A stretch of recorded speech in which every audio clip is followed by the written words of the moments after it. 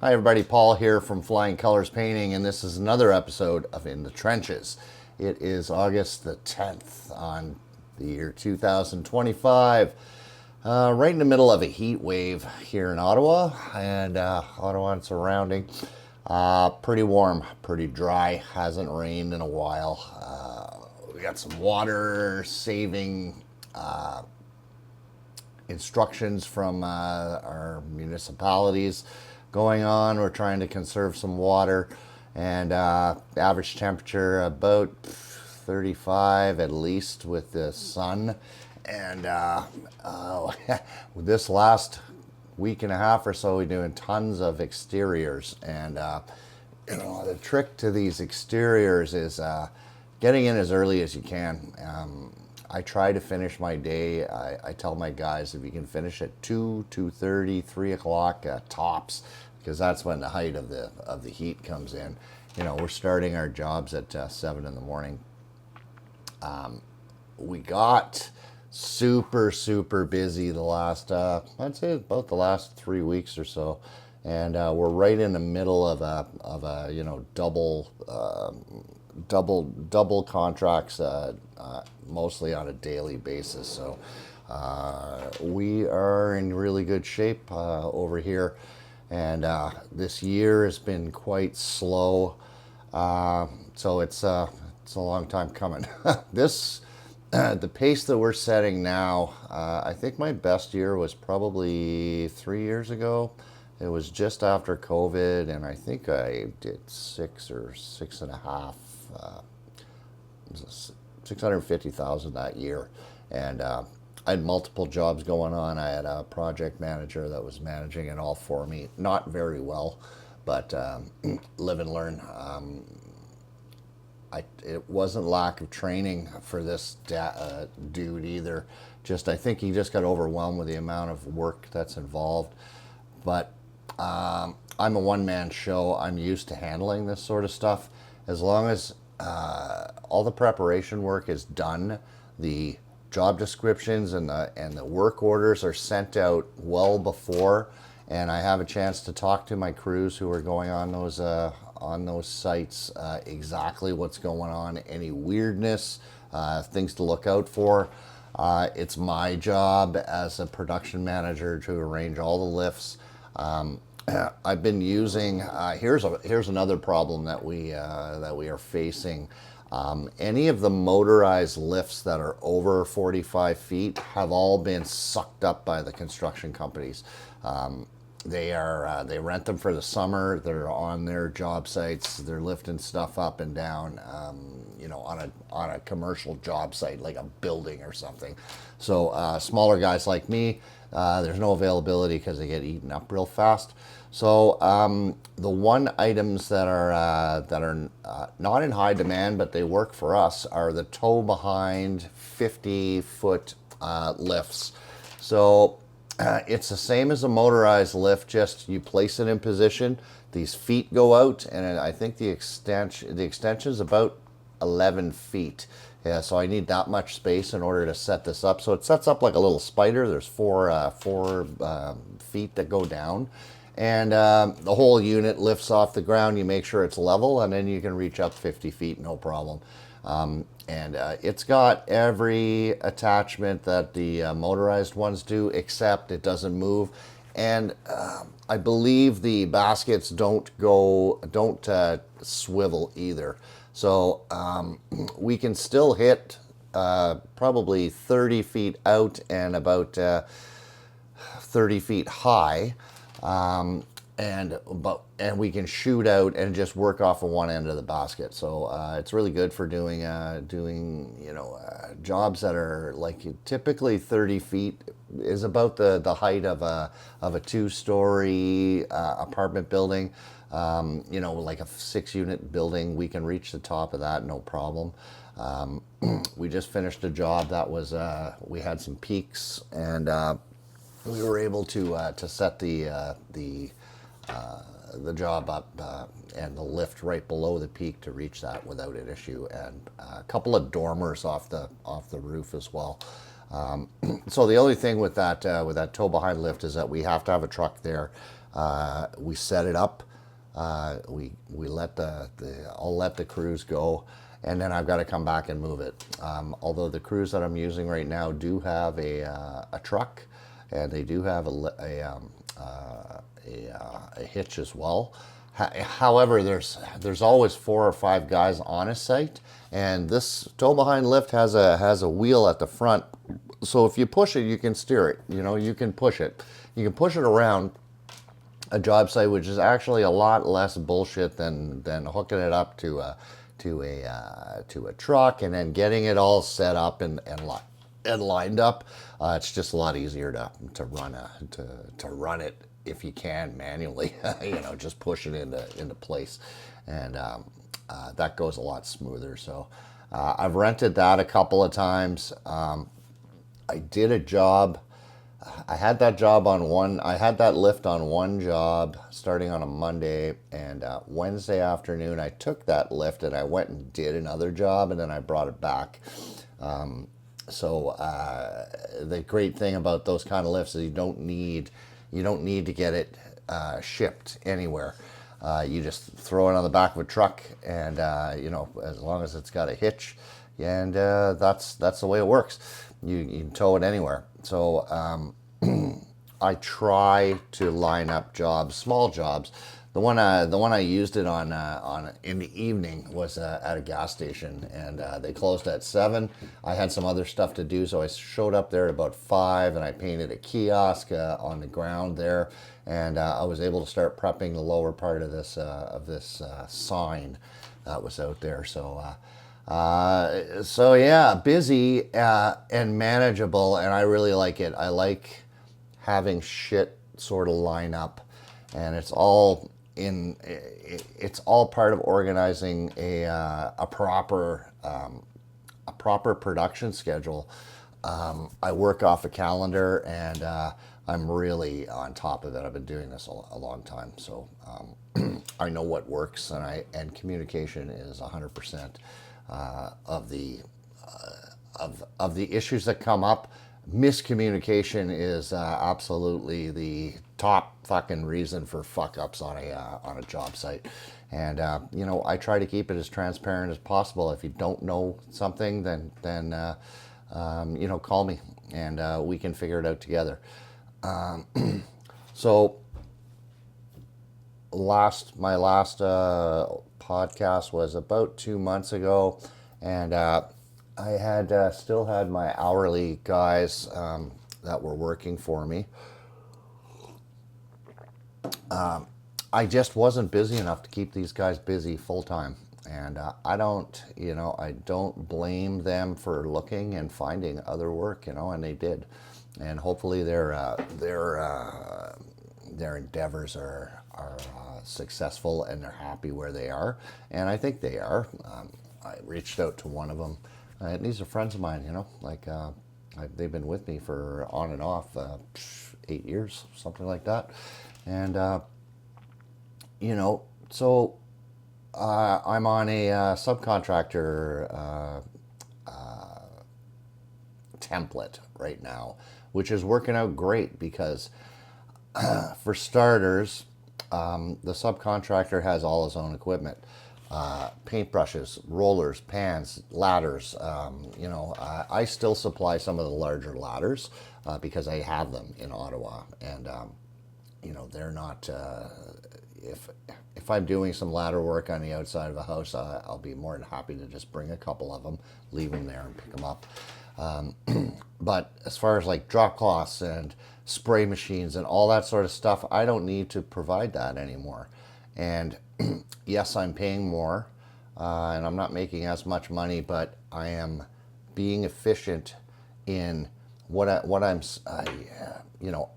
have a diamond storage unit where my guys can show up and they can pick up stuff. However, if my current subcontractors have all the stuff, I don't really need that diamond storage, and you know, it's that expenses. You know, it's $250 a month, but if I don't need to pay that, then the money I'm saving, saving by not having that, it will compensate for the extra charge that they're charging me. And everybody is making money, and I can concentrate on doing the sales part of it and organizing everything without the burden of having to track people's hours. And let's face it, unless you have an app that clocks in and clocks out, they're always going over. So there's probably an extra 5 to 7 hours every week per guy that's not getting tracked properly, that they didn't work. So I mean, do the math, and it's like, here's the number. This is the project. When you're done, this is the number that I'm going to give you. It's just easy. I've been the only issue that I have is these smaller jobs that I have. I don't really like. Let's say I'm doing a couple of bedrooms and it's even $1,000. I don't like offering $450 to my subcontractor, because I feel that's not a lot of money to go and do that. He's bringing 2 guys over. He's going to spend 5 hours there. I would. That's where it was nice to be able to pop one of my guys into a job like that. He's in there a day and a half.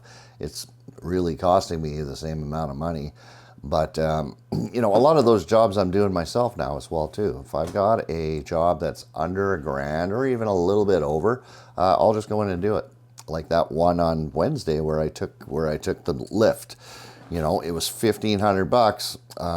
I painted a kiosk, which was probably 4 by 3, and it's full of windows. It's not a big deal. And scraping down and reapplying paint to a sign that's maybe 20 feet high, and it has both sides, and it probably took me 5 hours, I think, in total to do that little project. But $1,500, man. It's like, okay, let's do this. I don't mind jumping in there, and that's kind of what I charge for that sort of job. And he was happy to pay it. He was grateful that I was able to go in and freshen up his gas station, and that he's a repeat client. That it's going to lead to more work. It will, absolutely. That's the nature of our business, is repeat clients that don't take any money in marketing to get these people back. The trick to that is to keep in touch with them. And I sent out a whole bunch of emails just reminding people that, yes, we're still in business. And that was back in the new year. Wishing a happy new year, giving them a link to a little video thing that I put together, thanking them for all the business they've given me over the years, and keeping in touch with people, because somebody who I painted 6 or 8 years ago is like, they may not even remember the name of the company. Oh, yeah, Paul guy came and I wonder if he's still around. And if they don't even know my company name, and I haven't been in touch with them, that's just leaving money on the table. So so that was one major change that I made, and I have no regrets. The quality of work is good with this subcontractor. He has got available up to 10 guys, and the first real job that I gave them this year, not this year, this season, I'd say, in the summertime, was a drywall project that led to a painting contract. So I had a client called me up and said, "Look, I started taping my 4 bedrooms of my house, and we're moving in 6 days." And I said, "Well, how far along are you on the taping?" And he says, "Well, I just got 1 tape coat done." And I was like, "Well, you need some help, man." So I said, "Look, let's see what I can do." And I reached out to my guys, and they do drywall, and they did a fantastic job. And we were able to finish a day early from what we were. So he was able to get the electricians in, get all the plugs and the new fixtures put in, completely painted, And then now they're ready to move in. You know, they were ready to move in on time. And, you know, now that guy is calling me back for other work, which is great. And I'm glad that I could come to the rescue for that. So, you know, the nature of being a contractor is organizing my teams. Now, if my teams are skilled at other things aside from painting, as long as my pricing is proper and I know how long a job would take, I could expand out into those areas. I don't really want to be a drywall guy though, because, and here's the main reason, is that that's a little outside my comfort zone. So let's say, for example, a falling out happens, or he's not available for a time where I book a job. Or, you know, I always think worst case scenario, it's like, what if I have to go do it? I can do it. I don't like doing it. I don't like working over my head. You know, believe me, I don't know drywall that well. I can do it. It's going to take a long time, and it's going to take, you know, I know enough about it to get it done. Same with building decks, same with building fences. It's like, I could do it, and I have done it, and I've done a really big one at my house this year, but for me to go out and try and make money off of that, fuck man, I don't want to be the guy swinging the hammer if something goes sideways, you know? If something goes sideways and somebody's booked up way too solidly, and I've made promises by a certain date to be there, that's my integrity on the line. And it's like, well, I better get there and fucking start swinging a hammer. So call it fear of the unknown, but I look at business like a game of chess. It's like, okay, I got to look 3 moves ahead, and I've got to consider, what if this happens and that happens, and where's my piece going to end up? You know, painting's really straightforward. As long as I'm aware that there's a conflict in time, I can always reach out to the person well before and say, look, we're running late on this project. We're going to be a couple of days late. And listen, that's cool. People understand that. And it's refreshing when a company like mine can do that and reach out, because there's so many contractors out there that it's like, yeah, just get their money and we'll work out the details once it happens, and they don't keep in contact with people. And I've been on the receiving end of that. I've had contractors where it's like, where the fuck is this guy? And I don't ever want to be the guy that they're talking about, you know. It's I've learned that in business, in order to get repeat business and a good reputation, that's the sort of things that you need to do. You know, look a week down the road, look a month down the road, and say, okay, we can fit you in for this amount, you know, for this long. We got quite a few things coming up. A couple of large exterior projects. One is a Remax building in Orleans, which is, I think it's 200 by 200 by 20 feet high. And then there's these turrets on each corner that are getting a highlighted color. And, you know, that's a really sweet contract that I landed about a month and a half ago. So we've gone in, we've pressure washed, we've done there was some patching to do for some signs that were up before, and we did a sample of the color that I organized through my color consultant. We gave them 3 choices of different colors to try, and the owners picked one, and now we've done some samples in certain areas, and now they're going to check it out and verify it, and we start that job. It is Sunday right now, so we're starting in a week tomorrow, but it's prepped and ready to go. So it's just a matter of organizing the lift, get the lift there, and the boys, you know, obviously organizing making sure that the color choices are proper, and then organizing the paint and giving them the materials that they need to just do what they do. And I'll be dropping in on them just to see how they're doing. We'll start off with that tow behind lift, and they can get all the corners and the high areas done. And It'll probably be 3 or 4 days for that, and then I can pop back in, grab the lift, see how they're doing, make sure that they got materials, and just checking in with them every day, and seeing what the progress of that job is. They're probably going to have upwards of 8 guys there, and yeah, it should be 5 days. 5 days they should be done. Now, I've got other stuff lined up during that period as well.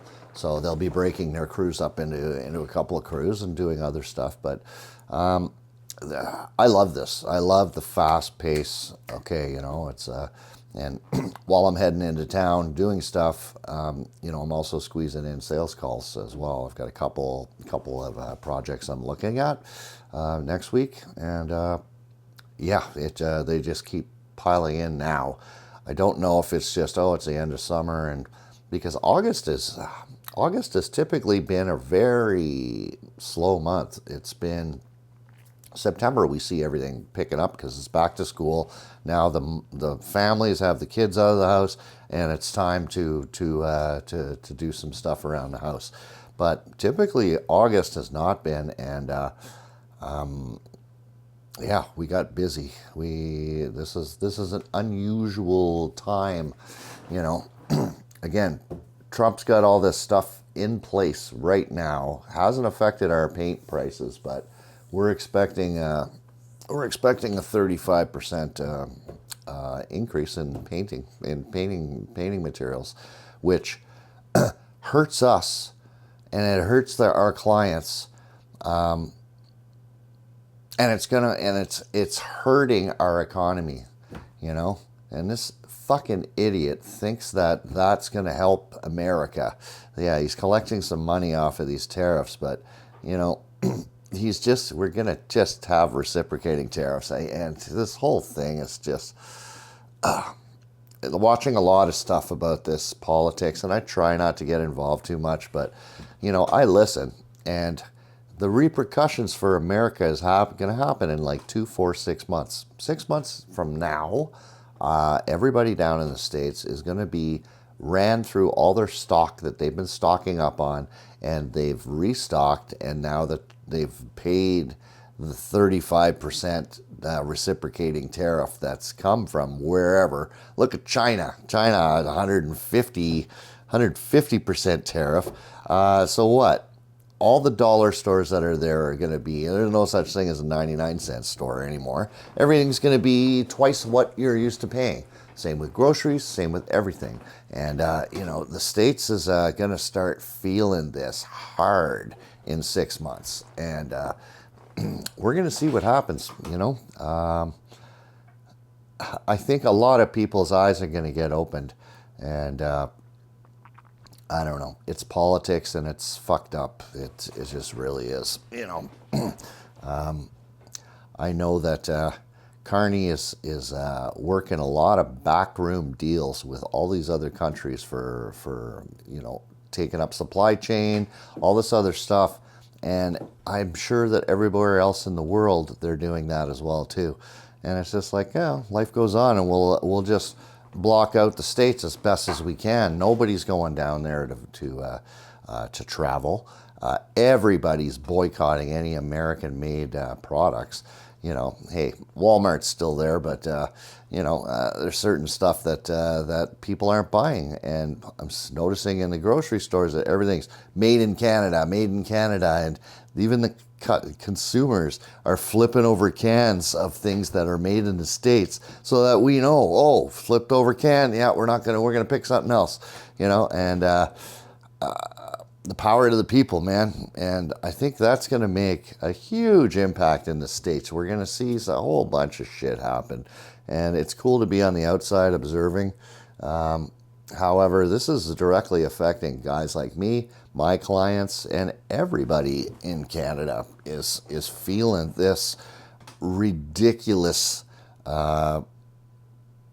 money grab that's going on down in the States. But it's completely out of my control. All I can control is what I do, right? And I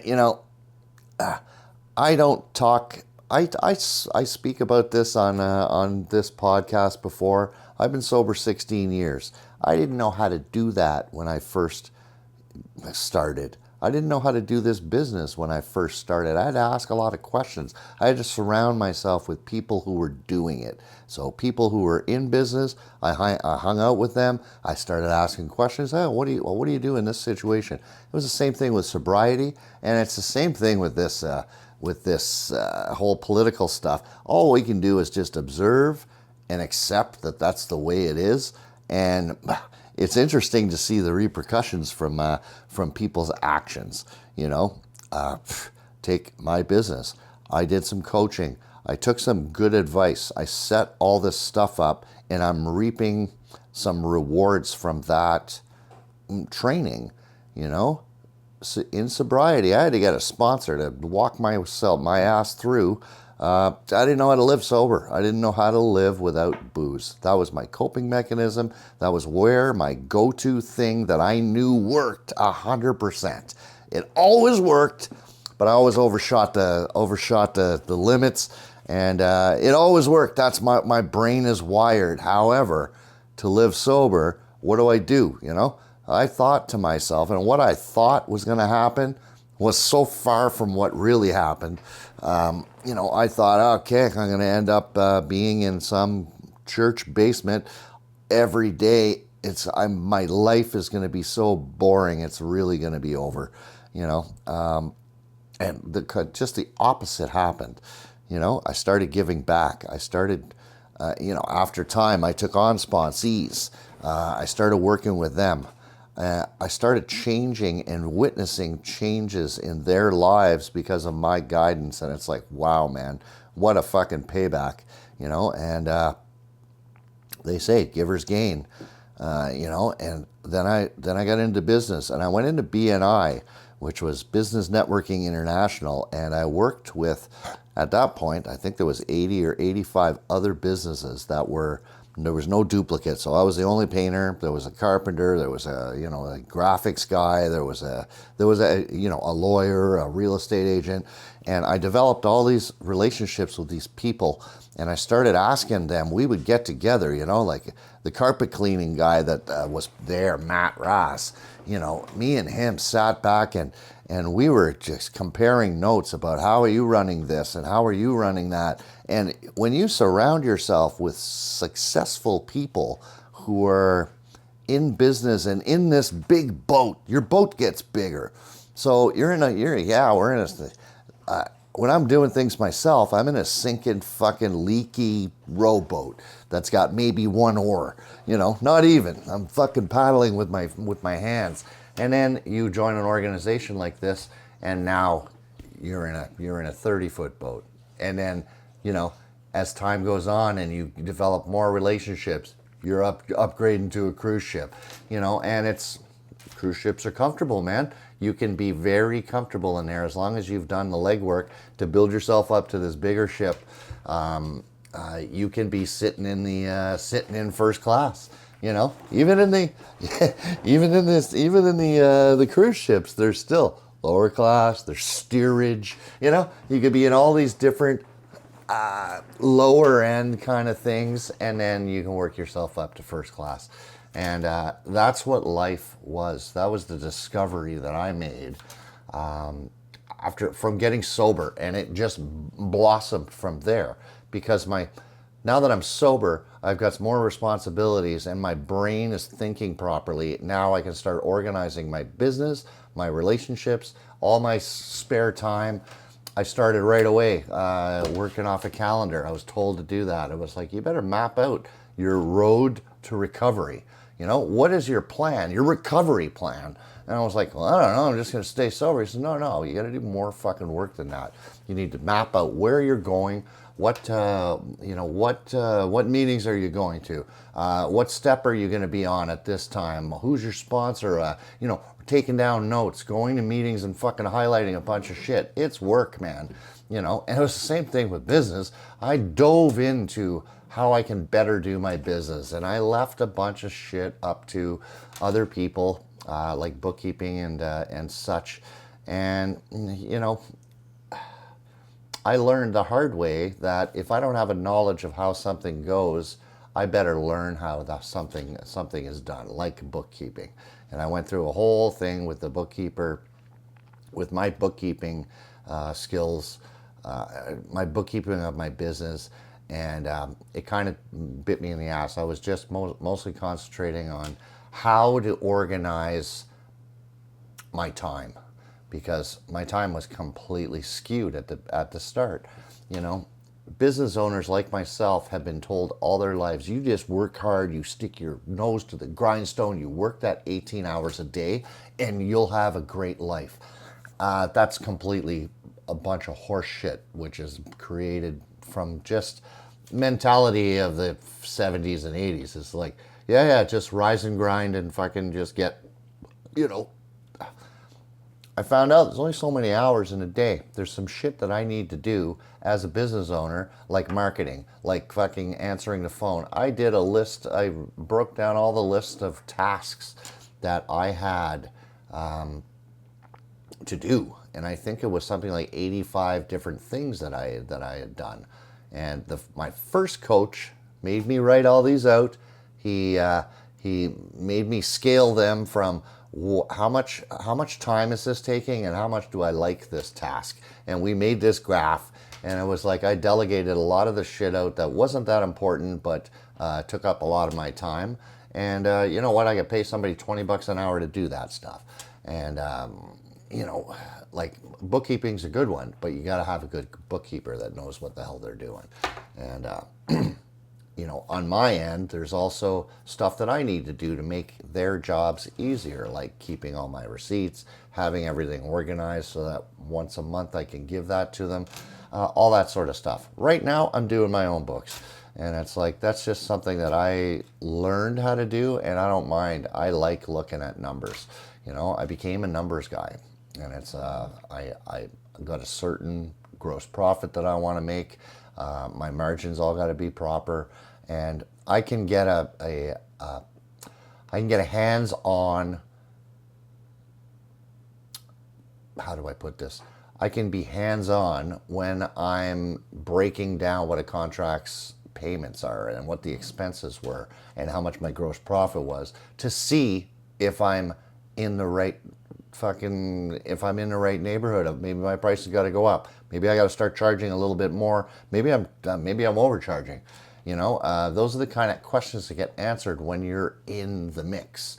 But even if somebody does have a bookkeeper, they need to know, well, okay, what were the numbers for this? What's the breakdown of that? You know, you need to be asking the right questions. That's how successful businesses. There's no mysteries. There's no question marks. So that was always something that I was told to do. Hang around the people who are successful, and you know, take advice, listen, be open-minded to change. And you know, this year has been a year of change for me. And it's at the beginning of the year, I pulled right back. You know, stopped all my marketing.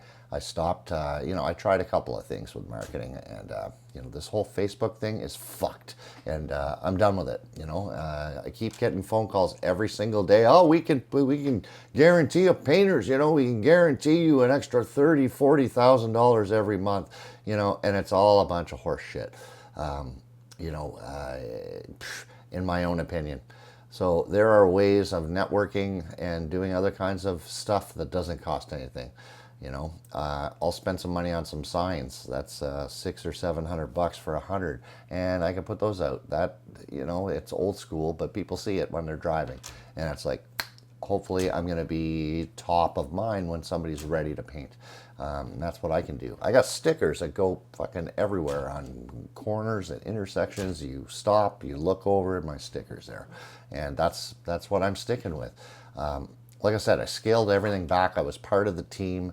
I was running my guys, setting the pace, and we were making lots of money. We weren't busy, but the jobs that we had, I was probably pulling in like 65-70% margin, which is fucking fantastic.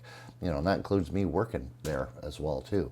Then when I found I stepped back and let them run it, my margins were, you know, running about 60, 55, somewhere in there. So being there to set the pace, makes a huge difference as well too. So, again, being on the job and knowing how long something takes to paint is paramount. You need to know this shit. And it's like, okay, well, I'm overbidding on my estimates because it's being blocked for 8 hours when it's only really taken 3.5 hours. Let's face it, I paint like two guys, and I'll say that right off the hop. And the guys I was working with paint like two guys as well too. I paid them $35 an hour. However, they were producing well. However, when they weren't producing and they were doing things not in an organized fashion, that 35 an hour times two, $70 an hour, they could spend one day just fucking around or not being organized. Just little things like they're painting the top floor of a thing and they got all their of a house and they got all their equipment on the main floor. Just that travel time of going back, getting new paint, all that, the unorganized stuff. Oh, we got to get the drop cloths and bring them up, and then no, we're done with the ceilings now, we got to bring those drop cloths down. That little persnickety shit can be one shift each over the course of 5 days. Just not being organized like that. That's $560 off of my profit margin on a job that, let's say, pays $4,000. So there is what, 10% gone. 10% of the total job revenue, just for going up and down the stairs because your shit's not where it needs to be. That's why having employees is okay, and I understand that as an employee, you need to be making some money. You need to pay your mortgage. You need to feed your kids. I get that, and I understand it. And it's like, I can be apologetic, but if there's not enough business coming in, what can I do? I can make us the most profitable. However, that affects them. Now they're productive and they're not claiming another shift every week. Where they don't need to have a shift every week. When it comes to subcontractors, here's the money. Let's be as efficient as we can and make as much money per man hour as we can. And so anyway, we're coming into about the middle of August now. I really want to push the exterior season, and I've been doing a lot of videos. I've been putting them out on my website. I've been putting them out on YouTube and Facebook and Instagram. So hopefully that's going to raise some more awareness, and all that sort of stuff. I've been releasing every single job. I take videos and I'm putting them there, and hopefully it's and they are getting likes and stuff. But hopefully some people can see them, and I'll boost the occasional one just to let people know that we're still there. So anyway, that's a quick update on where we're at. I will check back in a couple of weeks for the beginning of September, and Flying Colors Painting. That's how we roll in the trenches. I'm right there with you. Thanks, guys.